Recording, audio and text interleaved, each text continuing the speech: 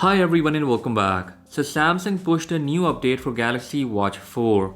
The last update was having the version number GV13 that made Galaxy Watch 4 and Watch 4 Classic useless.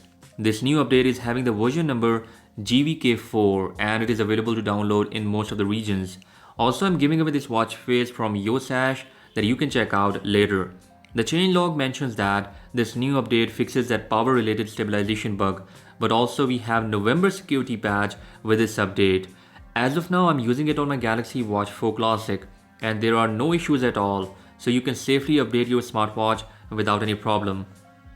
Okay, now moving on to the watch face. This is Yosash A450 available on Google Play Store. The watch face is discounted for a limited time, so grab it as soon as possible. Free coupons are available for Tizen users and you can check out the link down for that in description.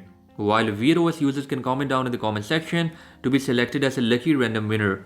Talking about the watch face design, it has this nice looking dark background which is full of information.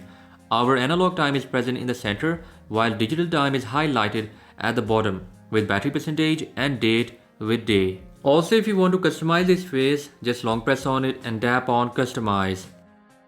Now you can change the background color of the subdial, which also changes the color of lines in background.